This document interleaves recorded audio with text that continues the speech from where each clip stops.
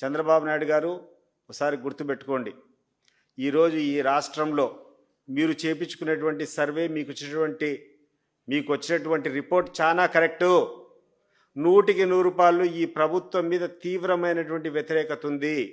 కానీ వ్యతిరేకత మీరు చేసేటువంటి దౌర్జన్యాలు, మీరు చేసేటువంటి దోపిడీలు, మీరు చేసేటువంటి అవినీతి, మీరు తప్పినటువంటి మాటల వల్ల వస్తూ ఉంది. మీరు అమలు చేసినటువంటి రెడ్ బుక్ రాజ్యాంగం వల్ల వస్తూ ఉంది తప్పితే కలెక్టర్ల వల్లనో ఎస్పీల వల్లనో కాదు. అండ్ అధికారులు కూడా చెప్తున్నా, మీరు చూశారు కదా, గమనించారు కదా, తప్పంతా ఆయన చేసి నిందలు మీ మీద మోపుతున్నాడు.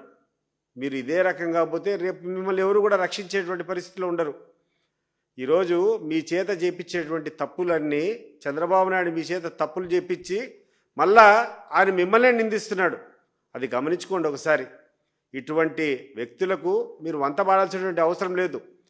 ఏ ఊరికి పోయినా ఎక్కడికి పోయినా మీకు అదే జీతము, అదే కథ. అది మీరు మర్చిపోయి వాళ్ళకు తాబేదారుగా పనిచేయడము, వాళ్ళు చెప్పినటువంటి దౌర్జన్యాలన్నీ చేయడము, వాళ్ళు చేసేటువంటి దోపిడీలకు అన్నిటి సహకరించడము, రేపు మీరు బాధ్యులు గారా ఇవన్నీ? మళ్ళీ ఇదే చంద్రబాబు నాయుడు మిమ్మల్ని ఏమన్నా భుజాల మీద ఎత్తుకొని మోస్తానడా? మళ్ళీ మిమ్మల్ని నిందిస్తానడు. ఆయన గ్రాఫ్ పడిపోతే ఈరోజు మిమ్మల్ని కలెక్టర్ సదస్సు పెట్టి కలెక్టర్ సదస్సులో మీరందరూ చేయాలంటారు. ఏం చేయాలి మీరు? ఎందుకు మీకు చెడ్డ పేరు వచ్చింది? ఎందుకు ఈ ప్రభుత్వానికి చెడ్డ పేరు వచ్చింది? మీరు చేసేటువంటి పనికిరాని పనుల వల్ల, మీరు చేసేటువంటి అక్రమాల వల్ల, మీరు ఏ రకంగా ఒక చట్టాన్ని పక్కన పెట్టేసి ఒక వ్యక్తికి లేకుండా ఉంటే అధికార పార్టీకి మీరు సహకరించే విధంగా మీ నిర్ణయాలు ఉన్నాయి కాబట్టి ఈరోజు ఎక్కడ చూసినా కూడా వ్యతిరేకత వస్తూ ఉంది. ఇది గమనించాలని చెప్పి కోరుకుంటూ పవన్ కళ్యాణ్ గారికి మరొకసారి చెప్తున్నాను, అయ్యా సార్, మీ గురించి మాకు అవసరమే లేదు. నీ గురించి ఈరోజు నువ్వు అధికారంలో ఉండవు, నువ్వు ఎన్నెన్నో వాగ్దానాలు చేసినావు. ఆ వాగ్దానాలు అమలు చేసేదానికి ప్రయత్నం చేయి. లేకుండా అంటే ఎవడైనా తప్పులు చేస్తే వాడిని కరెక్ట్ చేసేదానికి నీకు ఉప ముఖ్యమంత్రి కదా, అది చేయి.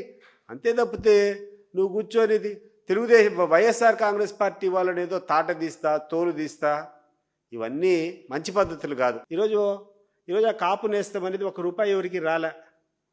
ఆ రానటువంటి వాళ్ళకు తాట తీస్తావా? అమ్మలను తాట తీస్తావా? ఎన్నికల ముందు పెద్ద పెద్ద వాగ్దానాలు చేసావు, ఏంటేంటో చేపిస్తావు, రాష్ట్రానికంతా మేలు చేస్తావని చెప్పి. ఈ సందర్భంగా ఒక చిన్న విషయం చెప్పాలనుకున్నా. ఒక ఊర్లో ఒక పెద్ద మార్కెటింగ్ స్ట్రాటజీస్ వచ్చి ఆయనకు ఒక ఏనుగు ఉండిందంట. ఆ ఏనుగు ద్వారా ఏదైనా సంపాదించుకోవాలని చెప్పి ఆలోచన చేసుకొని ఆ ఊర్లోకంతా ఒక దండవారు కొట్టించాడు. మా ఏనుగు పిత్తుతుంది, మీరందరూ కావాల్సినంతా చూడొచ్చు అని చెప్పి ఒక ప్రకటన వెలువరించాడు. ఊరంతా కూర్చొని, అరే ఇదేంది, ఏనుగు అంత పెద్ద ఆకారం కదా, చాలా బలమైనటువంటి జంతువు, అది పిత్తుతే ఎంత భయంకరంగా ఉంటుందో, ఏమైనా విస్ఫోటం వస్తుందో ఏమో అని చెప్పి ఊరంతా ఆడిపోయి చేరుకున్నారు. తీరా చూస్తే గంటలు నిరీక్షణ తర్వాత ఆ ఏనుగు తుస్సమని పెట్టిందంట. సో ఆ రకంగా పవన్ కళ్యాణ్ గారు ఏదో ప్రపంచాన్ని అంతా శాసిస్తాడు, పవన్ కళ్యాణ్ గారు అంటే చాలా గొప్ప వ్యక్తి, పవర్ స్టార్ కదా, ఈయనేందో చించుతాడో ఆరేస్తాడని చేస్తే ఈరోజు నువ్వు చించలా ఆరేలా ఆ ఏనుగు గద పిత్తినట్టు నువ్వు కూడా తుస్సుమని పిత్తిపోతాడు. నీ అసమర్థతను ఈరోజు పక్కన పెట్టేదానికోసం అడపా కూర్చొని వైఎస్ఆర్ కాంగ్రెస్ పార్టీ మీద నీ ఇష్టం వచ్చినట్టు నోరు జారి మాట్లాడుతున్నావు. నేను అడుగుతున్నాను, పవన్ కళ్యాణ్ గారు, నీ జోలికి ఎవరైనా వచ్చారా? నీ కథ ఎవరైనా మాట్లాడారా? నీ అసమర్థ పాలన ఏం చేస్తున్నావు? ఈ రాష్ట్రానికి హ్యాపీగా కూర్చున్నావు, ఆ యొక్క విమానాల్లో కూర్చొని 2 వారానికి ఒకసారి వస్తావు. నీ యొక్క ఆ విమాన ఛార్జీలు ఈ ప్రభుత్వం కడుతుంది. నువ్వు కూర్చొని ఎంజాయ్ చేసుకొని ఎప్పుడైనా ఒకసారి అట్లా సినిమాలో ఫోజు ఇచ్చినట్టు ఈ రాష్ట్రానికి ఇచ్చిపోయి నువ్వు ఈరోజు వైఎస్ఆర్ కాంగ్రెస్ పార్టీని మాట్లాడడం ఎంత విడ్డూరంగా ఉంది ఒకసారి ఆలోచించి. అదే కాకుండా ఇటీవల కాలంలో ఈ పత్రిక, ఈ యొక్క మీడియాలో కూడా విపరీతమైనటువంటి పోగడలు. ఎందుకండి రాధాకృష్ణ గారు, కిరణ్ గారు, ఎందుకు ఈ రకంగా మీ పత్రికల్లో రాస్తారని నాకు అర్థమే కావడంలా. అసలు ఎక్కడనో తిరుపతిలో కూర్చొని వైఎస్ఆర్ కాంగ్రెస్ పార్టీలో బంగారు చోరీ, మీరు నమ్ముతున్నారు ఆ మాట? ఎక్కడికి పోతా ఉండరు, ఏమి కథ?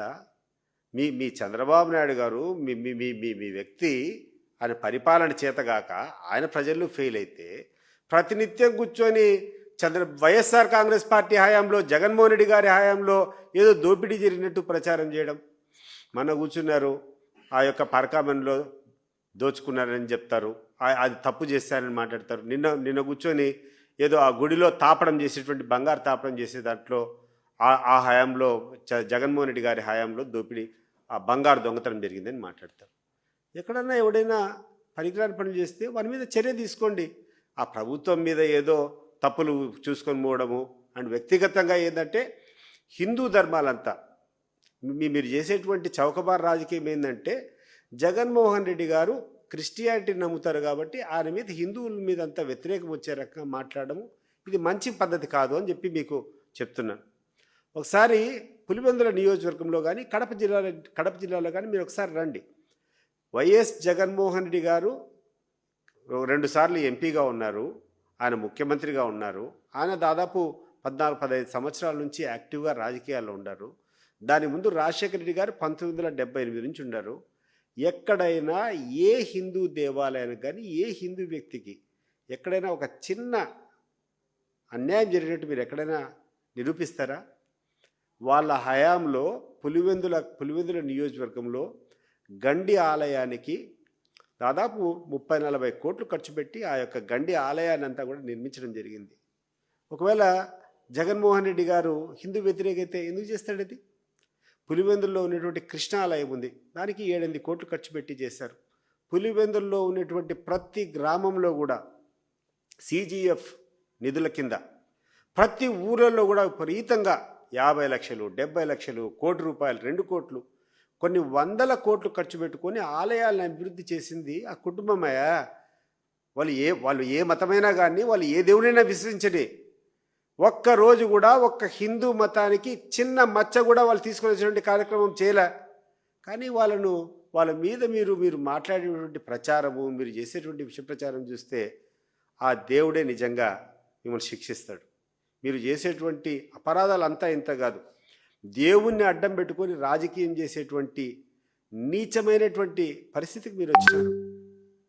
మీకు ధైర్యం ఉంటే, మీకులో నిజాయితీ ఉంటే రండి. మీరంతా ఎవరెవరైతే ఆయన మీద అభియోగాలు మోపుతున్నారో ఏ కార్యక్రమమైనా ఒక హిందూ ధర్మం నమ్మినటువంటి వ్యక్తికి కానీ ఒక హిందూ ధార్మిక సంస్థకు కానీ ఆయన జగన్మోహన్ రెడ్డి ద్వారా కానీ వాళ్ళ కుటుంబ సభ్యుల ద్వారా కానీ ఎక్కడైనా ఒక చిన్న అపరాధం జరిగింటే మేము దేనికైనా సిద్ధం.